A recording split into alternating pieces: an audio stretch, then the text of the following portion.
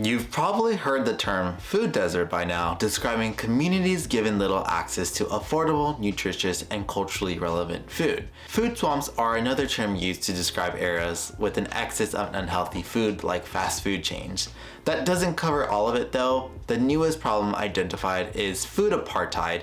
Why that language? And let's talk about it. My name is Isaias Hernandez, and this is Queer Brown Vegan. My platform is to bring you environmental education that's focusing on intersectional issues rather than ignoring them. If you like what you see here, be sure to like, comment, and subscribe because it helps me grow my channel and bring you more educational content. The term apartheid refers to racial segregation that was enforced by law in South Africa from 1948 to 1994, and its use underscores that similar systems of oppressions are responsible for food insecurity. Karen Washington, food justice advocate, organizer, and author, first coined the term food apartheid to draw attention to the root causes of inequality in our food system based on race, class, and geography. Washington emphasizes that healthy, fresh food is accessible in wealthy neighborhoods while unhealthy food abounds in poor neighborhoods. Food apartheid underscores that this results from decades of discriminatory planning and policy decisions. By applying this term to this inequitable food access, it draws the attention to the intentional actions and policies that have created and continue to perpetuate inequities.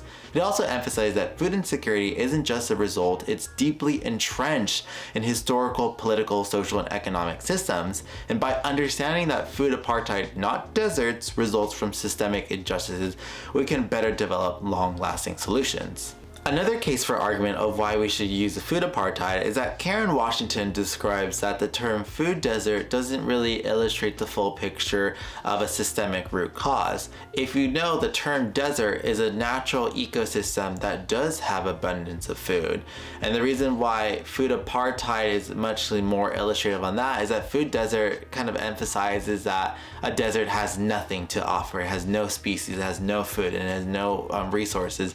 But in fact, deserts do provide ecosystems, and it's a natural ecosystem. So describing food apartheid was to look at it through the systemic cause of there are policies and there are actions and there are people in power who decide to make that role in which communities have access to food and even the ability to grow and nourish their souls. Food apartheid is a system of segregation that divides those with access to an abundance of nutritious food and those who have been denied that access due to this systemic injustice. An example of the food desert here, you can see different regions in which communities that have higher low income are dispossessed from having access to fresh food. Imagine living in a neighborhood where the nearest supermarket is miles away and public transportation is limited. This is a classic example of what you would call a food desert.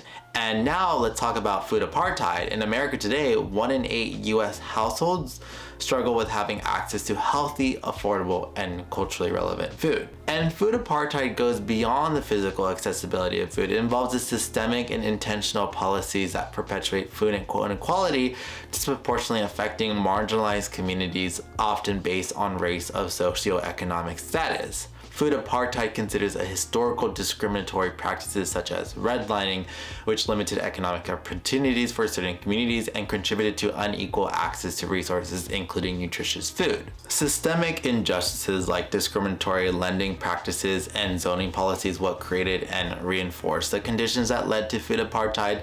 These injustices have also resulted in communities having limited control of their food systems. Unlike food deserts, food apartheid zones could still have a physical access to food outlets, but these outlets are usually offering low quality, processed, and unhealthy options. Communities may then also be limited in their ability to afford healthier alternatives due to economic disparities. And one thing I always say is that poor people and people living in poverty should have a choice for their food. It is so messed up when I hear the rhetoric of people saying, well, they don't deserve to choose their food. And it's like, yes, we do deserve to choose our food, because especially if the food is poisoning our bodies, we should be able to say something. Growing up in Los Angeles, one of the most famous terms I learned about is grocery redlining.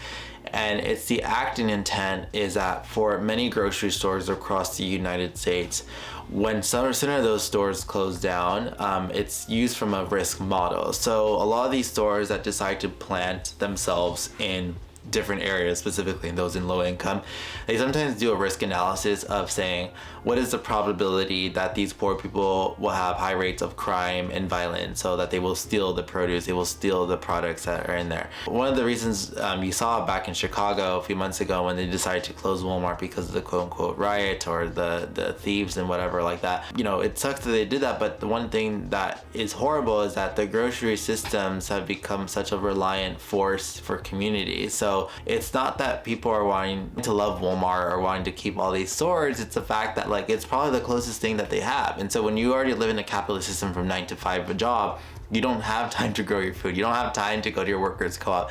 A lot of times these are poor working class families that are having to rely on these industrialized grocery stores. Now the thing I learned is that in certain areas where grocery stores were planted, when they eventually close down or they move, those lots are actually sealed up or they're vacant, but they are not allowed at times with certain policies. Another grocery store cannot come in there and move in because the grocery store that existed there before had the existing permits of that rights to those lands in those areas. So again, that kind of creates this illusion of like, okay, well, if the grocery stores are being closed down and then new grocery stores can't open up there because of the permit rules, then that causes another issue where right now these communities need access to food. They need to be able to buy somewhere food, and so they're having to go to these different cities and different areas, and that obviously causes more issues with different communities because of their views on people who are poor.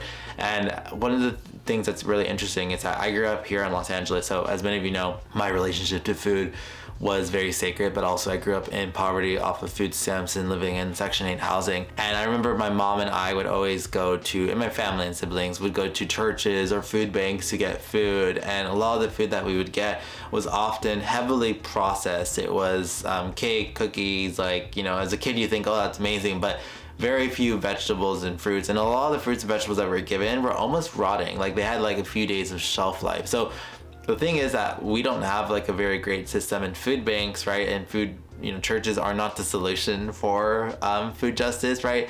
It's just a band-aid of the real system that we're facing today.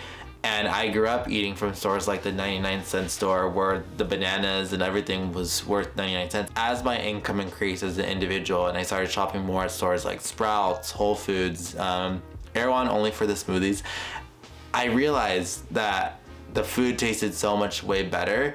And when I went recently to the 99-cent store with a family member, I did not realize how poor the food looked. Like it looked like it was going to waste. It looked like it wasn't fresh. And I had to remember myself, obviously, that, I grew up this way. My parents, grew up this way too. That it is such a huge privilege to not to forget about those things at times. And I think it reminded me that more ever than before that we have to invest in solutions in our communities to get away from these industrialized grocery markets, while recognizing that a lot of us don't have access to land. And that's another huge issue, is that the whole thing about food apartheid, it allowed me to understand that the reason why I didn't have access to equitable and healthy food is because of systemic racism. It wasn't because my parents didn't work hard in life. And I had believed that for years, that yes, we deserve to eat like this and not go out to restaurants because we're poor and we deserve that life. But in fact, it's like everyone deserves to have nutritious and culturally relevant foods in their diets. Like we all deserve that type of relationship. And to me, it makes me so angry when I hear people say that. I remember I grew up here in Los Angeles, and my friend was like, have you been to Trader Joe's? And I was like, what's that? And maybe I was like 15, 16. And my friend laughed at me. They're like, you've never been to Trader Joe's? And I'm like, no, I don't know what Trader Joe's is. And I remember my friend took me, and it was wild to me. I think Trader Joe's is like, from what I heard, like affordable. I didn't really shop there as a kid growing up, but I remember we'd look at this map of the Trader Joe's that were all available. Tell me why this store, Trader Joe's, is all usually in affluent areas. I was like, you will not see this in the hood. You will not see this in the areas where I grew up. Like, it's just like, you realize more and more, like, even how disconnected certain people are from different incomes of, like, they expect everyone to shop at the things. And I think that's really important to illustrate, is that these grocery stores that are very affluent they're very rich in their quality, taste, and offering these types of foods, are usually in the higher income areas because they know they can afford it. So again, there is an equity across that, but I think the deeper thing that we want to point out is that we as communities of color that are in poverty, that are dispossessed, need healthy food. We need to build a food system that actually centers our needs, especially because we criminalize food dumpster diving. I remember seeing this image of like this white man, I don't remember his name. He does dumpster diving, and it's like he's seen as like a food waste hero. But then there's another picture I saw online of like a poor black and brown immigrant, and many of them are actually like in hoodies or in jackets and stuff, just so they can't be seen, or out of respect of their privacy. And they're seen as someone who's poor or poverty, that's they're looking for food, that they're hunting for food. And it's like kind of sad, because to me, I see this dichotomy of like how white people are kind of like highlighted as like, these are the heroes saving our food systems, they know how to do it. But then poor black and brown people are doing it, it's like we're criminalized, we're thugs, we're criminals, we are thieves, we are uneducated. And it breaks my heart, because I feel that that's like a racial bias that a lot of our society carries here in America. And that to me is why I talk about food apartheid and food justice, is because food is personal to me, and it's a political choice. It's been used to oppress or to nourish people, and we have the duty to talk about that. So in summary, while food deserts focus on the lack of the physical access to fresh food, food apartheid emphasizes the deeper systemic issues and intentional policies that perpetuate food inequality in certain communities. Are there solutions? Like so many other problems in the world, there are many. They just aren't being implemented enough. Food apartheid requires a multifaceted approach, including community empowerment, policy changes, and local initiatives that invest. Poor people continue to get blamed for the problems of our society, when it should reflect on the poor political leaders who have failed to prioritize their communities. If you didn't actually see the news recently, the Kellogg CEO said that working class Americans should be eating cereal for dinners to save money. And while he has record-breaking profits for his C-suite team and his good old CEO cash money, we are the problem. And that to me has realized why I'm against monopolies and multinational markets, is that how could one brand that has so many other brands under it, and a CEO be so uncompassionate, so unethical, and telling us and gaslighting the modern American that it is your fault for not working hard, so you should eat cereal. Community-led initiatives like farmers markets, community gardens, and cooperative grocery stores can undo some of that damage by the food apartheid zones. These initiatives can help establish local markets that empower residents. And I know that the global food system is so large that it's not going to go away the next day. At the policy level, changes in zoning, regulations, economic equality, and addressing discriminatory practices can help dismantle the systemic barriers that contribute to food apartheid in the first place. But addressing systemic issues with our food supply will be critical to the larger web of climate solutions in the world. While we enact these solutions, we want to do the ways that promotes community empowerment, so we can all work towards creating a more just and equitable food system. Thanks for watching this video on food apartheid. Be sure to like the video, leave a comment with something that you learned or topics that you'd like for me to explore, and subscribe to the channel if you'd like for what you saw. And I'd love to know your thoughts below. What do you think about the term food apartheid? And do you know other food justice activists who have been inspiring you? Let me know in the comments below.